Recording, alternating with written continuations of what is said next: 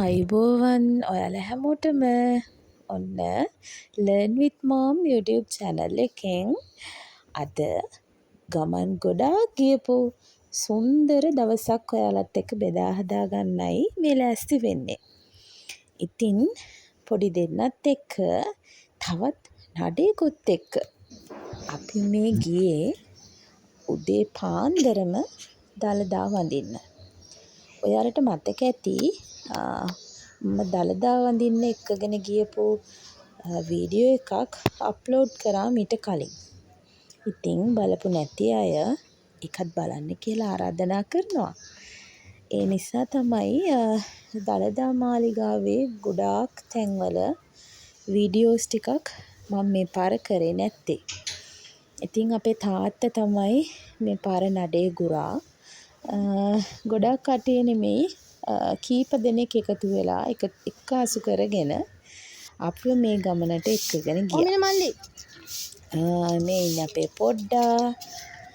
හරිම ලස්සනයි අද එයයි යාගේ අක්කයි දෙන්නම.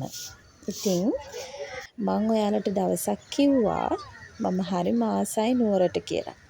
මගේ ජීවිතේ ලස්සනම දවසක් ගත වුණා. මොකද උපන් දිනේ දවසේම මට නැවතත් දළදා වහන්සේ වන්දනාමාන කරන්න අවස්ථාව උදා වුණා. මං හිතනවා ඒක මං ලැබපු ලොකුම භාග්‍යයක් කියලා. ඉතින් ඔන්න ඔය විදිහට දළදා වහන්සේ වන්දනාමාන කරලා අපි එළියට පිටත් වුණා. මේ බලන්නකෝ මේ එන ජෝඩුව අඳුරනවද කියලා. මේ දෙන්න නම් ඩියුටි ඔන් වෙන්නයි යන්නේ මං හිතන්නේ. මම කවදාවත් මෙහෙම දෙයක් දැකලා තිබුණේ නැහැ. හැබැයි ඉතින් අද මේ විදිහට මේ දෙන්නවත් දැක බලා ගන්න අවස්ථාවක් මට ලැබුණා. දැන් වෙලාව 8:00 විතර ඇති. අපි රණවර පුරාණ විහාරයටත් ඊට පස්සේ ගොඩ වුණා. ඇත්තටම මේ දෙපස ලස්සනට මල් වවලා තිබුණා. ඇන්තූරියම් මල් පිරීලා. ඉතින් මේ රණවන විහාරයට අපි ගියේ පළවෙනි වතාවට. මේ සායනි කුසකන පූජාව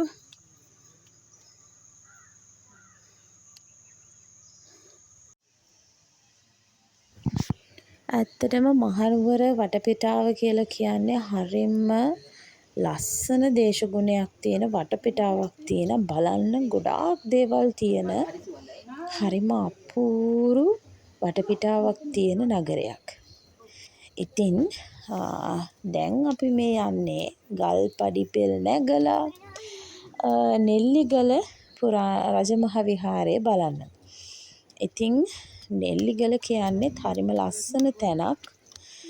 මේ විහාරයට හැම පැත්තෙන්ම ලස්සන කඳු වළල්ලක් තියෙනවා.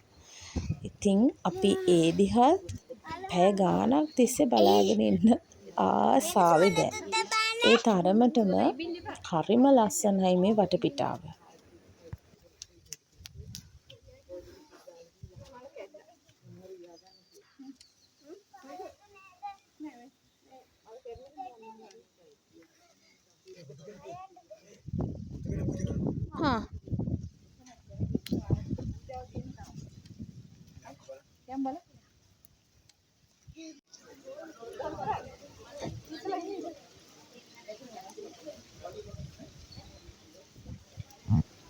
මම නිතරම කියන දෙයක් තමයි දරුවෝ ඉගෙන ගන්නේ පොතපතෙන් විතරක් නෙමෙයි කියලා. දැකපු දෙයින් අහපු දෙයින් ළමයි අත්විඳින දේවල් වලින් ගොඩාක් දේවල් ඉගෙන ගන්නවා. ඒක තමයි පොතපතේ දැනුමට උදව් උපකාර වෙන්නේ. ඉතින් නිවාඩු දවසක අපිට මේ ලැබුණු අවස්ථාව ඉතාම වටිනවා.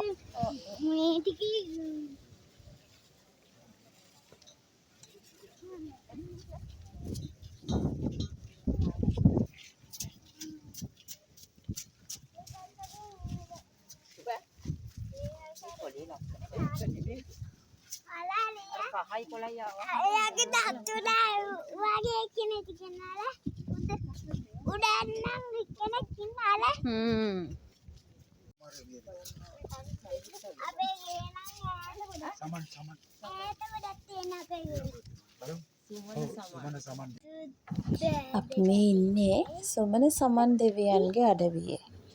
ඉතා විශාල වපසරියක් තියෙන මේ අඩවිය හරිම ලස්සනයි. කඳු වලල්ලකින් වට වෙලා තියෙන්නේ.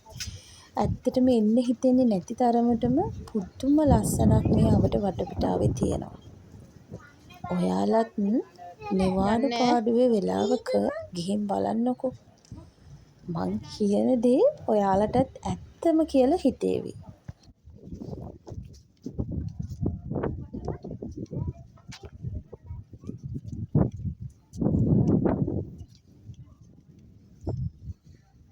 මල්ලි වැටෙයි. මේ අපි යන්නේ සුර සරදියල් ගම්මානේ බලන්න. අන්න නමලාඩ. මට හිතෙන්නෙම එක වෙලාවකට මේ සුර සරදියල් කියන්නේ රොබින් හුඩ් කෙනෙක්මයි කියලා. ඇත්තටම දුප්පත් මිනිස්සුන්ට පෝසතුන්ගෙන් ධනය අරගෙන දීලා මෙපතුන්ට බෙදා දීම තමයි ඔහුගේ ප්‍රධාන කරුණ වෙලා තිබුණේ.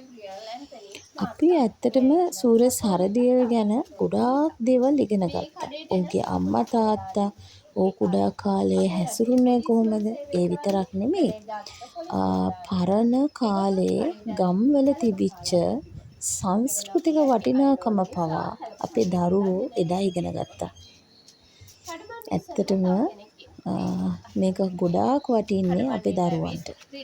ඉතින් ඒ පරණ අය ඇඳගෙන හිටපු ඇඳුම්, ඒ වගේම මේ වීදාන අටුව, ඒ වගේම මේ පරණ ඇඳවල, ලැබු කැට, මේ කුල්ල, මේ ගොඩාක් දේවල් මේ දරුවෝ ඉගෙන ගත්තා. ඒ වගේම පැරණි ගම්වල තියෙන පැරණි ගැමි ගෙවල් වල තියෙන සංස්කෘතිකාංග බොහෝ දේවල් අද දවසේදී අපේ දරුවෝ ඉගෙන ගත්තා. ඇත්තටම ඔයාලත් එක දවසක හරි ඇවිත් බලන්න වටිනම තැනක් තමයි මේ සරදිය ගම්මානේ කියන්නේ. මේ පිළිම නෙලලා තියෙන්නේ පුරාණ ලංකාවේ තිබිච්ච ගැමි සංස්කෘතිය අපිට පෙන්නලා දෙන්නම තමයි. මෙන්න මේකේ තමයි සරදිය ලින්ටියයි කියලා කියන්නේ. ඉතින් සරදිය ගම්මානෙන් පස්සේ අපි ආව අලි බලන්න. අලියන්ටයි ළමයින්ටයි නලියන්නමයි හිත කියනවනේ. ඉතින් අපි පොඩ්ඩවත් අපි එක්කගෙන ආවා. මෙන්න මේ අලි අනාථාගාරේ බලන්න.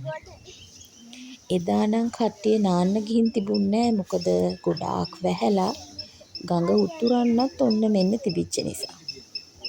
ඉතින් කට්ටිය ගැට ගහලා හිටියේ අපිට බලන්න තමයි මේගොල්ලෝ මේ විදිහට ලස්සන වෙලා හිටියේ. ඇත්තටම එදා දවස අපි බොහෝම සන්තෝෂෙන් ගත කරා.